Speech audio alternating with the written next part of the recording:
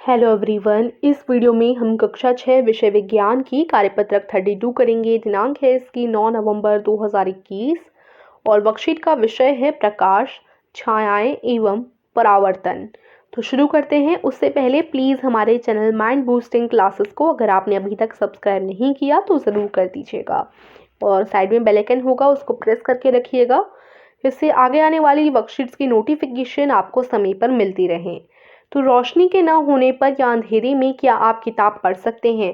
तो आप साफ साफ उत्तर देंगे नहीं, हम नहीं पढ़ सकते। आंखों के होते हुए भी प्रकाश की अनुपस्थिति में हम ऐसा नहीं कर सकते। क्यों नहीं कर सकते? क्योंकि देखो, अगर अंधेरा ही अंधेरा हर तरफ छाया रहेगा, अगर हमने आंखें खोल भी रखी हैं फिर भी हमें कुछ दिखेगा नहीं, तो हम कोई भी काम नहीं कर पाएंगे। कमरे में बल्ब ही प्रकाश का स्रोत है, आप सभी को पता है कमरे में बल्ब ही होता है ना। और अगर बल्ब नहीं है तो दिन के समय में क्या होता है? इसी प्रकार सूर्य दूसरा ऐसा स्रोत है जो अपना प्रकाश देता है। जैसे कमरे में तो बल्ब रहता है, लेकिन अगर आपको मान लीजिए दिन है, दिन में बाहर जा रहे हैं तो बाहर आपको सूरज आपका स्रोत बनकर रहेगा। घर में भी अगर आप खिड़कियां खोल कर रखते हैं तो सूरज की किरणें अंदर आ जाती हैं और वही जो है हल्की हल्की सी रोशनी कर देती हैं।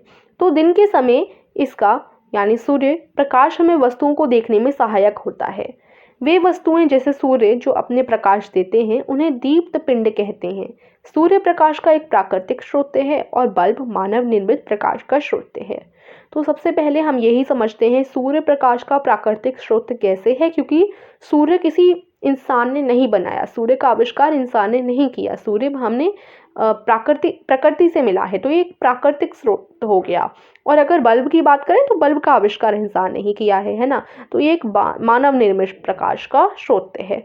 ठीक है, तो इतना पढ़ लिया। अब दीप्त पिंड के बारे में पढ़ते हैं। दीप्त और अदीप्त ये दो चीजें होती हैं। दीप्त पिंड का क्या मतलब होता है? दीप्त पिंड यानी जो अपने अंदर से सूर्य की तरह खुद की रोशनी निकालें। अब चाहे वो मानव निर्मित हो या फिर प्राकृतिक हो, कोई फर्क नहीं पड़ता, लेकिन उनमें से रोशनी आनी चाहिए। तो दीप्त पिंड का उदाहरण के लिए सूर्य आप बोल सकते हो, सूर्य में से खुद की रोशनी आती है तो वह दीप्त पिंड के उदाहरण में जा सकता है। और एक कीड़ा होता है जिसे हम अंग्रेजी में फायरफ्लाई बोलते हैं, उसमें से भी रोशनी निकलती है। ठीक है, तो वो भी क्या हो सकता है? जुगनू बोलते हैं ना, तो वो एक कीड़ा होता है, उसे भी हम लोग जो है दीप्त पिंड में ला सकते हैं। और जो हमारी टॉर्च होती है, टॉर्च में से भी रोशनी निकलती है, तो वो भी दीप्त पिंड में आ जाएगी। अदीप्त पिंड का अर्थ होता है जिनके अंदर से रोशनी नहीं निकलती, जैसे कि लिए स्टूल हो गया, किताबें हो गई, पेन हो गई, पेंसिल हो गई, तो ये सारे अदीप्त पिंड हैं। तो आपको समझ आ गया होगा, दीप्त पिंड जिनमें से रोशनी निकले, अदीप्त पिंड जिनमें से रोशनी ना निकले। अब हम पढ़ेंगे पारदर्शी, अपारदर्शी और पारभासी वस्तुएं के बारे में। तो पारदर्शी वस्तुएं क्या होती हैं? वे वस्तुएं जो अपने अंदर से प्रकाश को जाने देती हैं, जिसके कारण हमें आर पार दिखाई देता है। तो ऐसी वस्तुएं जिनमें से प्रकाश आसानी से जा सके आर पार, वो पारदर्शी वस्तुएं हैं। पारदर्शी वस्तुएं में हम बोल सकते हैं कि हमारा कांच कांच जो होता है, एकदम प्लेन जो कांच होता है, उस कांच में से हम लोग आर पार आराम से देख पाएंगे। कांच का एक टुकड़ा लीजिए, उसके आर पार हम लोग देख पाएंगे, जो एकदम प्लेन वाला कांच होता है।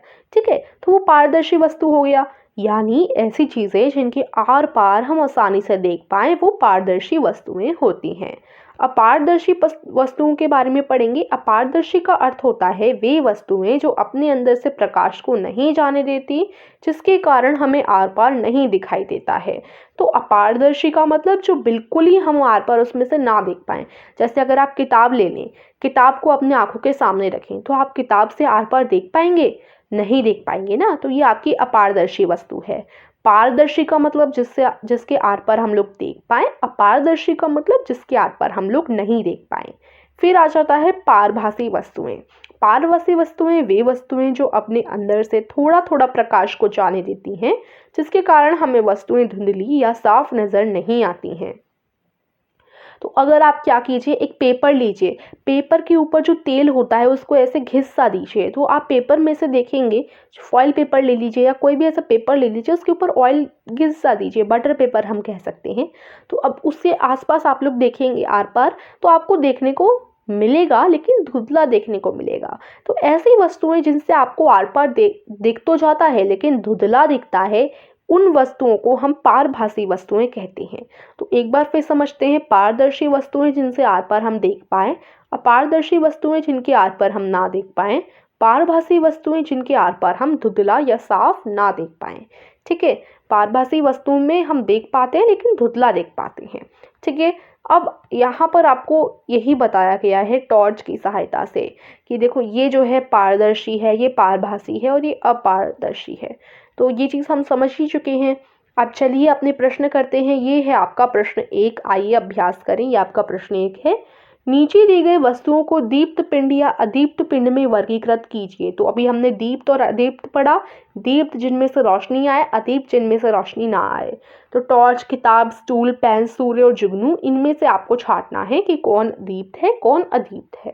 तो दीप्त पिंड में सूर्य, जुगनू और टॉर्च आ जाएंगे क्योंकि ये जो 3 चीज़ें हैं उनमें से रोशनी आती है। और अदीप्त पिंड में किताब, स्टूल और पेन आ जाएंगे क्योंकि इन चीज़ों में से कोई भी रोशनी नहीं निकलती है। ठीक है, फिर करते हैं हम अपना प्रश्न 2। उसे करने से पहले अगर आप स्टोरी टेलिंग कंपटीशन में हिस्सा लेना चाहते हैं जो कि हमारे चैनल माइंड बूस्टिंग कंपटीशन पे हो रहा है, तो इसके लिए मैं इस वीडियो की लिंक डिस्क्रिप्शन में दे दूंगी जिसमें मैंने स्टोरी टेलिंग कंपटीशन की इन्फॉर्मेशन दे रखी है। और साथ ही साथ ये कंपटीशन बिल्कुल फ्री है और इसमें 5 विनर छांटे जाएंगे जिनको हम प्राइजेस भी देंगे। तो डिस्क्रिप्शन में जाइए, इस कंपटीशन में ज़रूर पार्टिसिपेट लीजिए।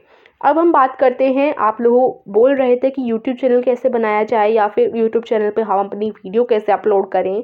तो इस चीज़ के लिए भी मैंने डिस्क्रिप्शन में आपको एक लिंक दे दी है, उसे जाकर आप लोग देख सकते हैं अगर आप इस टॉपिक पर जानना चाहते हैं तो।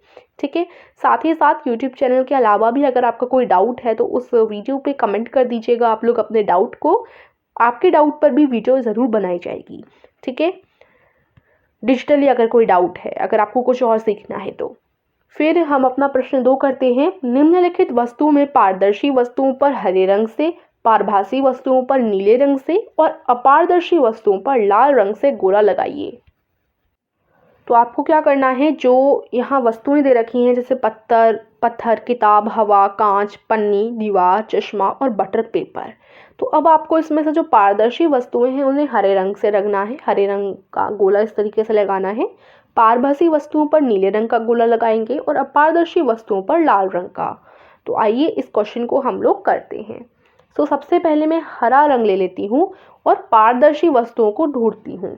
तो पहला पत्थर पारदर्शी नहीं है, इससे हम बिल्कुल कुछ भी नहीं देख पाएंगे। किताब से भी आर पार नहीं देखा जाएगा। हवा, देखिए हवा पारदर्शी है।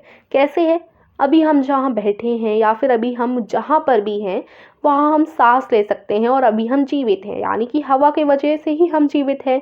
हवा नहीं होगी तो हम सांस नहीं ले पाएंगे। ठीक है, तो हवा चल रही है और हवा के आर पार आप देख पा रहे हैं, हवा चल रही है, हर जगह हवा है।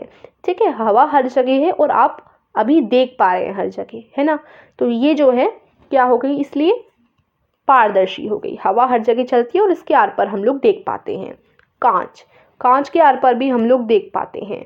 पन्नी के आर पार देख तो पाएंगे लेकिन हम लोगों को धुंधला धुंधला दिखेगा, तो ये आपकी पारदर्शी में नहीं आएगी, ये आपकी पारभासी में आएगी। तो सबसे पहले हम पारदर्शी को गोला कर रहे हैं। ठीक है, दीवार तो आपकी अपारदर्शी होगी क्योंकि आप इससे आर पार बिल्कुल नहीं देख पाएंगे। चश्मा आप पहनते हैं तो आर पार देख पाते हैं ना। ठीक है, उसके बाद आगे है बटर पेपर से देख तो पाते हैं लेकिन धुंधला दिखता है। तो अब हम करते हैं पारभासी वस्तुओं को गोला नीले रंग से। तो हमने क्या क्या देखा, पन्नी पारभासी है, इससे हम धुंधला धुंधला देख पाएंगे और बटर पेपर भी पारभासी है। अब हम करते हैं लाल रंग से गोला अपारदर्शी वस्तुओं को। तो पत्थर अपारदर्शी है, इससे हम बिल्कुल नहीं देख पाते। दीवार अपारदर्शी है और किताब भी अपारदर्शी है। ठीक है, इस तरीके से आप गोला करेंगे। यहीं आज की कार्यपत्रिका समाप्त होती है। आशा करती हूँ आपको समझ आई होगी। सो वीडियो को लाइक कीजिए, चैनल को सब्सक्राइब कीजिए। Thank you.